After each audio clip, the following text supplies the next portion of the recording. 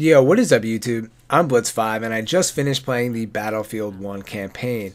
So, if you can't tell already, I'm sick right now. I have a lot of congestion and sinus pressure, so excuse my voice in this video. But I took the day off work, and that enabled me to finally beat the Battlefield 1 campaign. If you know anything about me, this is a pretty big deal because I have a hard time finishing campaign games, and to be honest, I don't really enjoy playing campaign as much as I used to. I've played a lot of campaign story modes in my day, and now I guess I'm just more of a multiplayer person. And I think when it comes down to gaming, some people are into both, but it usually breaks down into being more of a multiplayer gamer or a single player gamer, and I definitely fall into the multiplayer category now. And I think it's funny because back in the day, when I got a game, I would beat the campaign, and I made myself beat the campaign before I jumped into multiplayer. But once Call of Duty came out, like the later Call of Duties, and I got older, I wanted to get the jump on everybody and level up and all that stuff. So I would immediately jump into multiplayer, and that kind of stayed that way. And even recently with Halo, the last Halo, I love the Halo campaign. I don't think I ever played it because I jumped right into multiplayer and then never stopped playing that. So that's kind of what I'm addicted to, is multiplayer. So the review is definitely going to be biased in that sense because I kind of like a lot of the parts that I think people don't like about campaigns nowadays, or even the Battlefield 1 campaign. For example, I think they calculated the campaign as taking like 6 to 8 hours, which I don't even know how they calculate that because there's so many different difficulties and ways to play the game. Like, I like to check every corner, and it takes me forever to get through a level. So I don't know how they calculate that, but it definitely took me probably longer than 6 to 8 hours, I would imagine. And the game is very cinematic and has a lot of nice scenes like that. And I'm assuming that people probably don't like that, but I really enjoy that because when I play a single player game, I kind of want it to be a little bit relaxing, like I'm playing a movie, because I'm so concentrated and like balls deep into the multiplayer that it's nice. If I'm playing campaign, I kind of want it to be relaxed. And as soon as it gets like too crazy for me or too long, I'm just out. So I liked that it was kind of short, and I was finally able to finish it. I started playing the Battlefield 1 campaign when the game first came out, but then every time I would hop on Battlefield, my friends would invite me into a multiplayer match, and that's what I did. So I really stuck it out and finished the campaign. And my overall review would be that the campaign is amazing. There's so many awesome scenes in Battlefield 1. In Battlefield in general, there's always great scenes that they have. There's always great missions. Like I said, again, repeating myself, I like that it's not too long, and it's just a pretty unique thing, and I've always respected Battlefield for doing that, and I played a lot of their campaigns because of this, and there's something that, you know, I'll always remember. I don't remember many things from campaign games because I'm usually not paying attention. But one of my favorite scenes in a video game was in Battlefield 4 when you're getting into a fighter jet, like in whatever, I don't know which one it was, like F-17, F-16, whatever those things are called. And you're on an aircraft carrier, and the whole scene is like you walking out of the aircraft carrier. It's super slow, extended. People are probably like skipping that shit, wanting it to end. And you step onto like the ladder, you get onto the fucking airplane, you step into it, they close the cockpit, you put your helmet on, you're hitting all the switches, you launch up into the air, and then you go into this like awesome, kind of casual, not super hard mission of you blowing stuff up in the plane. And to me, that's awesome because it's super cinematic. You like really feel like you're that person kind of getting into it. They didn't have to show all that detail, but they chose to, and it really immerses yourself into the campaign.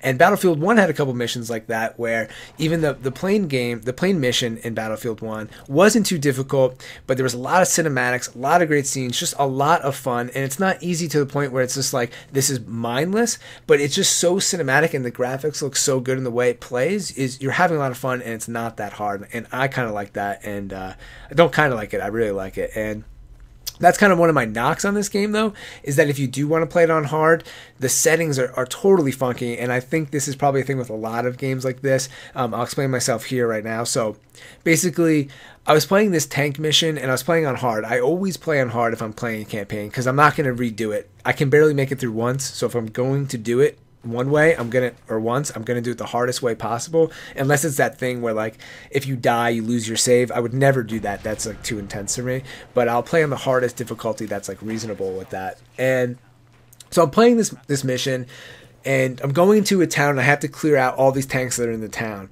So I pull in, and then like 20 tanks roll up, and I'm like, what the fuck? I keep dying and dying and dying, to eventually it got to the point where I would have to get into the town and immediately run away, and then hide over a hill and glitch out the game so the tanks didn't know where I was. They would just be like riding in circles, and then like snipe them from a mile away with the tank, more than probably a mile away.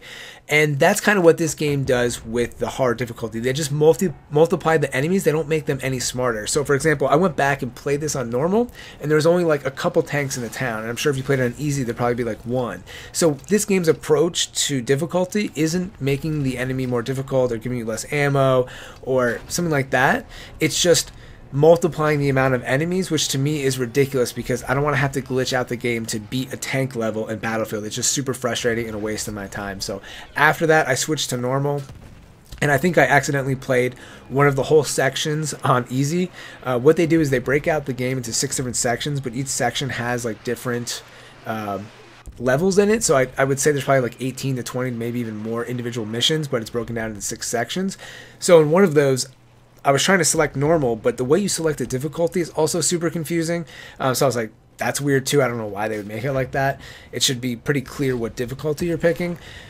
So I played that one on easy, and then I didn't realize it to the end when I got my medals that I had like the lowest medal. I was like, what the hell? But anyways, it was easy, so I guess that makes sense.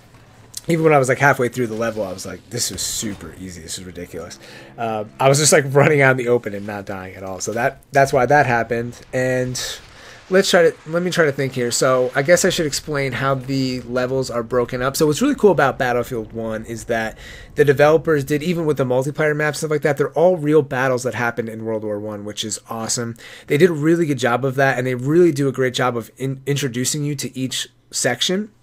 So they have a lot of like information in the beginning, and it was kind of like on they'll kind of explain that the events that unfolded that day and how the character you're playing, you know, I don't know if the characters you played as are all real. I know some of the characters are actually like real people, but how like their battalion or whatever changed the effort of the war. So obviously there wasn't some dude who was like killing 1 million people with his video game stats, taking 100 shots in World War I and restarting over each mission until he did it perfectly.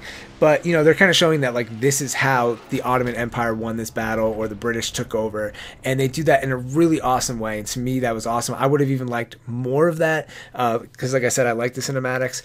So the game was just perfect. And at the end, they had a really nice dedication to, I think, all the fighters in World War I and stuff like that, and explaining how all that shit went down. I don't know. It's interesting because after playing Battlefield 1, I was doing a lot of research on World War I after the game came out, and you learn about World War I in high school and middle school, whatever, but there's just not as much stuff as World War II because there's not as many pictures and just as many things. And it's just a crazy thing that happened when you really think about it and learn about it when you're older and think about, you know, how many people died and how many countries were involved and just the scale of it. And I don't know, I always think when you learn something like that when you're little, you don't really appreciate it as much as when you're older and you're more aware. And I'm sure the older you get, the more you appreciate things like that because you understand more about life. So getting off topic here for a second, but it's very interesting. It's almost like a history video game in a way, and I think they did a good job with that. And I hope what they did was accurate because I didn't fact check every single thing that they did, but I hope what they did was accurate. It seems like it. I know as far as like the guns and tanks and all that stuff, they definitely exaggerated. Like, for example, there's a lot of tanks in Battlefield 1, but a lot of the tanks they used, I looked up, and there was only like 10 ever made. So, but they needed to do that stuff to make the game fit into 2017. If every gun was super slow and shitty, then nobody would play the game. So they have to kind of exaggerate the use of all these automatic guns. But apparently in World War I, a lot of officers and stuff did have these automatic weapons. They just weren't assigned to normal infantry and stuff like that. At least that's what I read online, and that kind of makes sense, at least from like a historical standpoint and like how much money and materials the military would have. But anyways, I'm digressing into a whole thing here, but I don't know, it's interesting. War is fascinating, World War I is fascinating, and I think Battlefield 1 did a great job of doing that. So campaign was awesome. I really enjoyed it. You know, one of the things that stuck out to me was this great scene. I think I used it in one of my videos where you're part of this group that wore all this metal, and I'm assuming they probably did this. They had these huge suits on them, just like metal. They didn't have body armor and great, you know, technology back then, so these guys are just wearing all this fucking steel. They have these heavy machine guns, and you're climbing up a mountain, and that was pretty sick. Really enjoyed that. There's a lot of great horse riding. The plane game, the plane dynamics or controls, all that stuff, I don't know how to explain it, but when you're playing in the airplane, you're flying the airplane, it's amazing. They did a perfect job with that. I think it's just like playing in World War I playing video game in World War One allows for a little bit more simple gameplay. That's why they went back to World War One, and it makes things easier and more enjoyable. For example, when you're playing Battlefield 4 and you're in like the F-16 or F-17 fighter jet or whatever, and you're flying like Mach speed, and then everyone's got rocket launchers that can lock onto you, you get taken down in a second if you don't do everything exactly right. And in this game, it's a little bit more casual because you can like fly around and you're not going as fast, so you can maneuver a little bit easier. You don't like crash into shit, and you can aim a little bit better. And I don't know, that made it a lot of fun. So overall, I'm really happy I finished the game. It took me long enough, like 4 months, so you know, this isn't like a great review if you're going to go out and buy the game, but definitely a lot of fun, and I would love to see if they added like an additional map or two in any of the DLC in the future. That would be pretty sweet. So yeah, I guess I'll head back to multiplayer. This was fun while it lasted. I'm happy that I actually finished a campaign game for the first time in my life. Just kidding. And yeah, if you guys enjoyed Battlefield or you didn't, let me know in the comments down below. As always, thank you all for watching. I'm Blitz5, and peace out.